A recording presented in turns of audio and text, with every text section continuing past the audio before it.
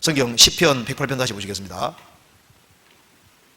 그리고 이게 믿음에서 중요한 요소는 먼저 하나님이고 그 다음에 시편 108편 1절입니다. 하나님이여 내 마음을 정하여 싸우니 내가 누리하며 내 심령으로 찬양하리로다. 여기에 마음과 심령이 나와 있습니다. 믿음에서 중요한 요소가 심령과 마음이라는 겁니다.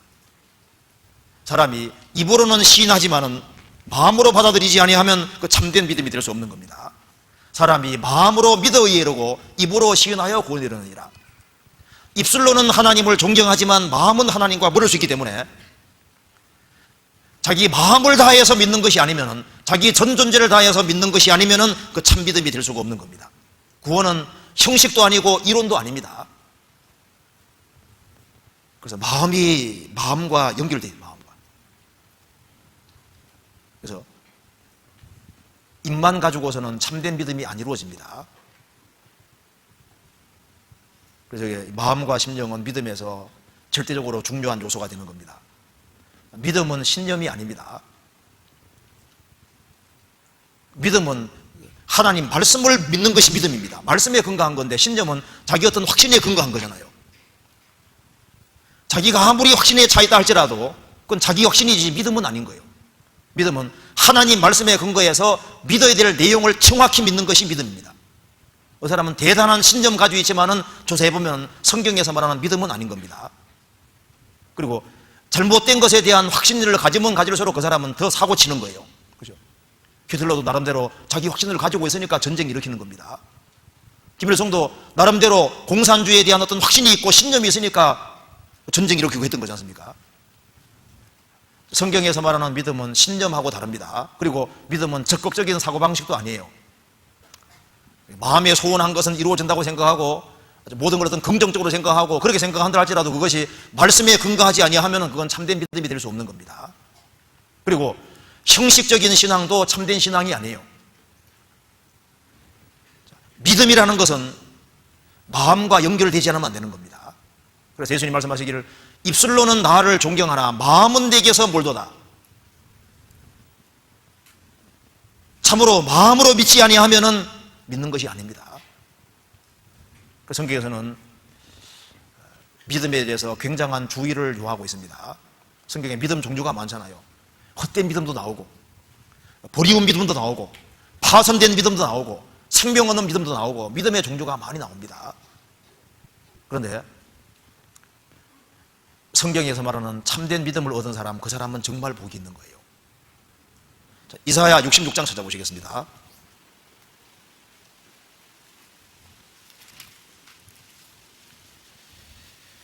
(2절)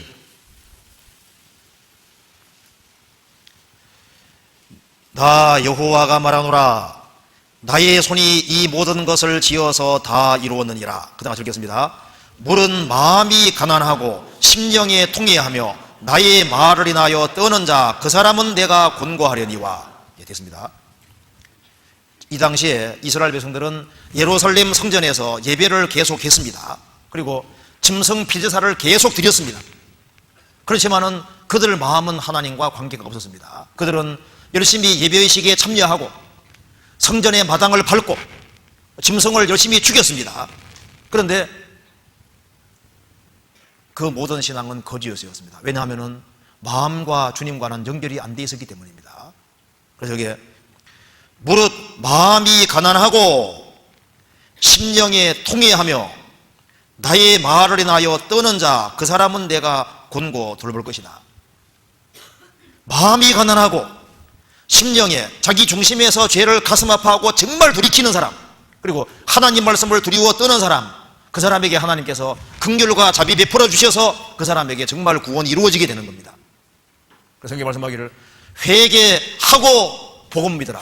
복음 믿는데 왜 복음이 안 믿어지냐 하면 회개치 않기 때문에 복음이 안 믿어지는 거예요. 성경에서 생명 얻는 회개라고 했습니다. 내가 정말 회개하고 주님의 생명을 얻어야만 그때부터 그 사람은 참믿음으로서 신앙생활을 할 수 있는 겁니다. 그래서 속죄를 정말 받은 사람, 속죄 받는 순간에 성령이 들어오십니다.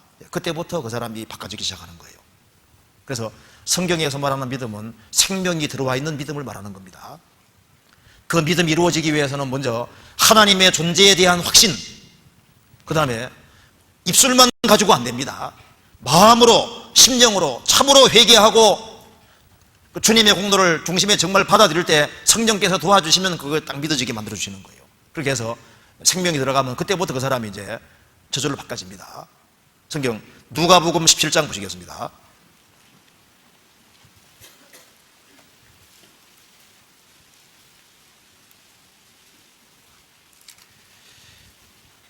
(17장) 5절입니다.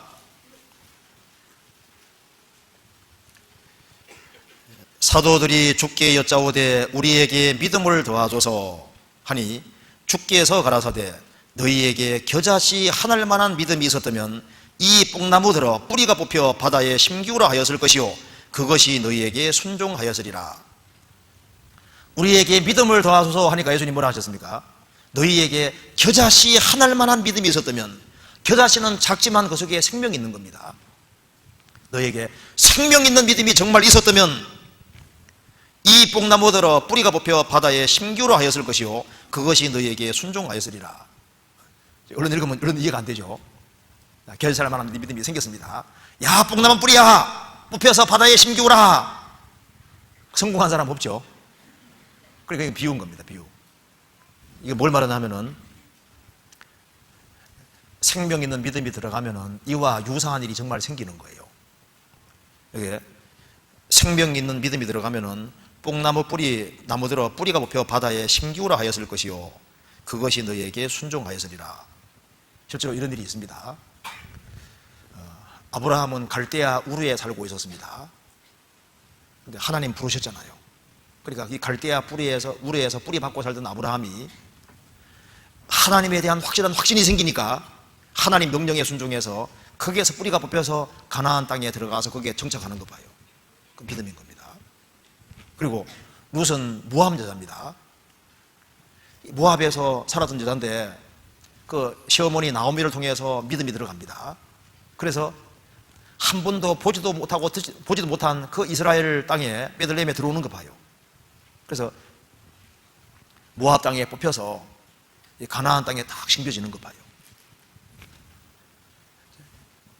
어제까지 죄지던 사람이 구원을 더 받았더니만 그 또래 집단에서 딱 빠져나와서 구원받은 무리 가운데 톡 심기는 거 봐요. 야, 뭐가 들어가긴 들어갔나. 이 대학생들이잖아요. 여기 사실 모이는 것도 기적입니다. 가만 생각해봐요. 내 속에 생명이 안 들어갔다면 내가 여기 와서 앉아있는 게 진짜, 그죠? 이게 진짜 신기한 거예요. 내가 여기 있을 사람이 아닌데 여기 와 있다 생각하는 사람도 있죠. 원래 내가 이런 사람이 아니었는데 여기 와 있잖아요. 왜 그러냐고 말입니다. 뭔가 들어간 거예요. 좋은 게 들어간 겁니다. 겨자 사람은 믿음이 들어간 거예요. 저도 여기에 설교하는 게 또 신기한 겁니다. 저도 원래 이런 걸 할 사람이 아니에요. 그러니까 남 앞에 서는 걸 굉장히 꺼리 싫어하거든요. 그런데 설교하는 것도 저도 신기하다니까요. 저도 원래 이런 걸 할 사람이 아니거든요. 한 사람에게 생명이 들어가면은 상상도 못한 다른 일들이 생기는 거예요. 한쪽에서 뿌리가 뽑혀서 다른 곳에 심겨지는 것처럼 원래 있던 곳에서 빠져나와서 다른 속에 들어가는 것이 뭐가 들어가는 거예요. 그런 일들은 신앙 세계 속에 계속 있는 겁니다. 그리고 여기 마태복음 17장 찾아봅시다. 17장 20절.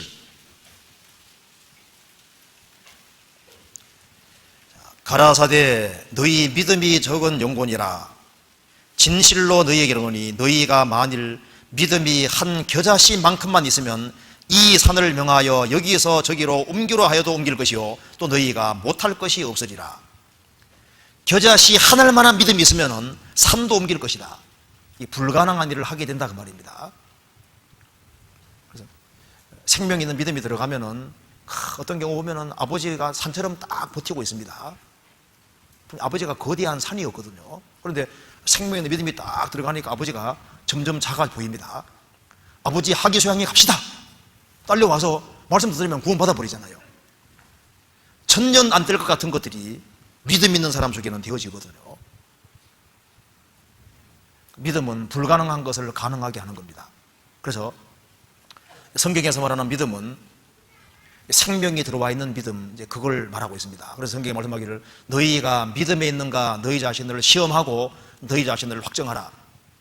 예수 그리스도께서 너희 안에 계신 줄을 너희가 스스로 알지 못하느냐? 그렇지 않으면 너희가 버리운 자니라.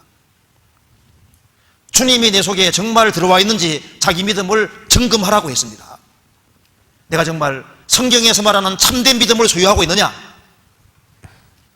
그걸 점검할 수 있는 길이 있습니다. 내가 생명 있는 믿음을 얻었다면 거기에 따라서 바뀌어지는 것이잖아요. 성경이 말씀하고 있습니다. 믿음과 착한 양심을 가지라.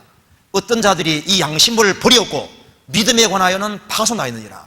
양심을 완전히 버리는 사람이죠. 그런 사람 보면은 처음부터 그 믿음이 생명 있는 믿음이 아니었다고 했습니다.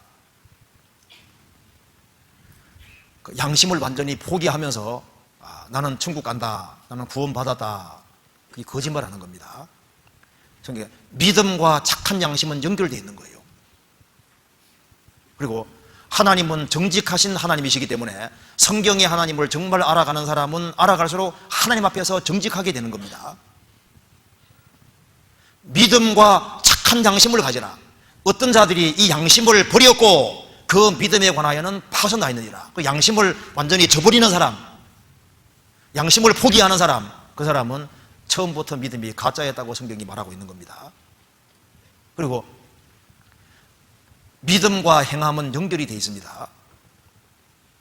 그래서 참된 믿음을 소유한 사람은 행동이 바꿔지게 되어 있어요.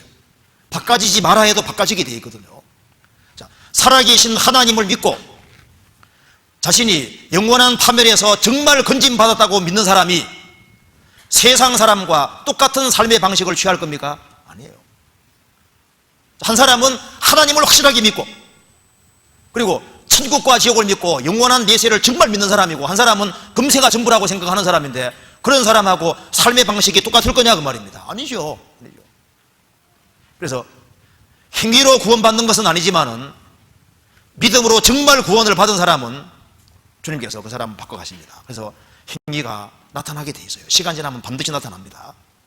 그리고 믿음과 기쁨은 연결되어 있는 겁니다. 예수를 너희가 보지 못하였으나 사랑하나도다. 이제도 믿고 말할 수 없는 영광스러운 즐거움으로 기뻐한다, 즐거워한다. 믿음의 결국 곧 영혼의 구원을 받음이라.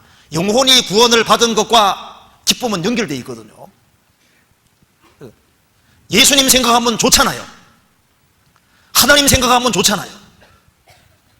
그래서 구원을 받은 증거 중에 가장 근본적인 것이 뭐냐 하면요, 오직 성령의 열매는 사랑과 희락과 화평과 오래 참음과 자비와 양성과 충성과 온유와 절제니, 이렇게 나오잖아요.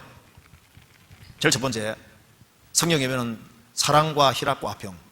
구원받지 아니한 사람은 하나님 사랑하지 않습니다. 그 사람은 하나님 말만 하면 열을 사람이 있습니다. 그런데 구원을 받은 사람은 하나님을 사랑하는 마음이 있습니다. 그리고 하나님 안에 사는 것을 기뻐합니다. 그리고 하나님과 평화 속에 있어요. 그래서 하나님을 향한 믿음을 확실하게 소유한 사람, 영혼이 구원을 받은 사람은 영혼 속에 기쁨과 감사가 있다 그 말입니다. 그래서 참된 믿음과 기쁨은 연결되어 있거든요. 죄짐을 벗고 천국 가게 됐는데 기쁜 것이 없냐 그 말입니다. 구원을 받았는데 마음에 감사라는 게 전혀 없다, 그럴 수 있냐 그 말입니다. 그렇지 않아요. 그리고 이 참된 믿음은 입으로 얘기를 하는 것과 관계되어 있습니다. 믿는 거로 말하노라. 정말 믿으면은 말하게 되어 있습니다. 성경 찾아봅시다. 고린도후서 4장입니다.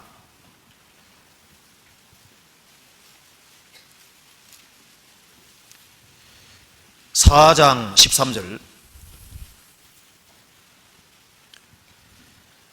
기록한 바 내가 믿는 거로 말하였다는 것 같이 우리가 같은 믿음의 마음을 가졌으니 우리도 믿는 거로 또한 말하노라. 믿는 거로 말하노라. 참으로 믿으면은 얘기하게 되어 있습니다. 내가 약의 효과를 확실하게 믿으면은, 믿어지면 입이 근질근질해지잖아요. 얘기하고 싶어지잖아요. 내 속에 영혼의 구원이 정말 이루어진 사람은 이것을 다른 사람에게 전해주고 싶어 하도록 되어 있습니다. 믿는 거로 말하노라.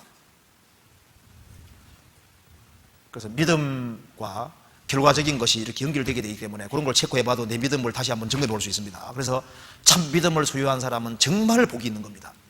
여기 계신 분들이 정말 구원을 받았다면은 구원받은 그 하나만 가지고도 평생 감사할 수도 있습니다. 우리가 얻은 구원이 보통 구원이 아닌 거예요. 내게 생명 있는 믿음이 이루어졌다면은 이건 성경에 금보다 더한 귀한 믿음은, 정말 믿음 소유한 사람은 복이 있습니다. 어떤 할아버지가 103세에 구원을 받았답니다. 외국에서요. 103세에 구원받고 그리고 이제 3년 동안 주 안에서 열심히 살다가 106세에 죽었습니다. 근데 그 사람 비문에 이렇게 돼 있다는 겁니다. 이곳에 은혜로운 3살 된 아이나 자연의 나이로는 106세가 된 한 사람이 잠들어 있다. 그러니까 은혜로운 3살 된 아이나 거듭나서 겨우 3살 됐는데 육신의 나이로는 106세가 된 한 사람이 잠들어 있다. 그 나이에 구원 받았으니 천만다행이지 큰일 날 뻔하잖아요. 그래서 믿음은 성경에 겨자씨라고 했습니다. 씨는 자라잖아요. 믿음은 참 신비해요. 생명 있는 믿음이 들어가면 그때부터 이제 믿음이 점점 자랍니다. 믿음이 더욱 자라고, 그래서 1년 지나고 2년 지나고 3년 지나고 4년 지나고 쭉 지나가면은 믿음이 더욱 자라나요. 정상적으로 믿음이 자라야 됩니다. 그리고 믿음은 금이기 때문에 불변입니다. 그래서 생명 있는 믿음이 정말 들어간 사람은 이게 변치를 않습니다. 그 사람의 근본적인 신앙이 완전히 바뀌면요, 처음부터 믿음이 들어왔다는 말이 거짓말인 거예요. 금은 변하지 않습니다. 생명 있는 믿음이 정말 들어간 사람은 그 사람이 격길로 갈 수 있지만은 주님이 정확히 간섭하시거든요. 생명 있는 믿음이 들어갔는데 그 사람이 격길로 가는데 아무렇지도 않다, 변질된다, 처음부터 믿음이 아닌 겁니다. 아닌 거예요. 믿음은 변하는 게 아닙니다. 그래서 성경에서 믿음은 금이라고 표현했잖아요. 그리고 믿음은, 정말 믿음 있는 사람은 큰 방패 가진 사람과 똑같은 거예요. 믿음의 방패란 말이잖아요. 그래서 믿음 있는 사람은 온갖 불화살을 다 견디고 이길 수 있습니다. 이 대학 시절에 확실한 믿음을 갖는 것은 무엇보다도 중요하고, 그리고 믿음 안에서 자라는 것이 중요하고, 어떻게 살아가는 것이 믿음을 따라 살아가는 거냐, 거기에 대한 확실한 답을 놓고 살아가는 것이 필요해요. 그래서 우리가 오늘 부칙으로 좀 배워봐야 되겠습니다. 참된 믿음이 있으면 장애물이 있어도 뛰어넘을 수 있거든요. 믿음이 정말 크면은 나이가 적어도 클 수 있습니다. 우리가 아는 대로 제사장 사가랴보다 마리아 믿음이 더 좋았잖아요. 그러니까 시골 처녀인 마리아가 제사장보다 믿음이 더 클 수도 있습니다. 이 청년 시절에도 정말 확실한 믿음을 가지고 어쩌면 어른보다, 신앙생활을 오래 한 사람보다 더 좋은 믿음을 소유한 사람이 있을 수도 있는 거예요.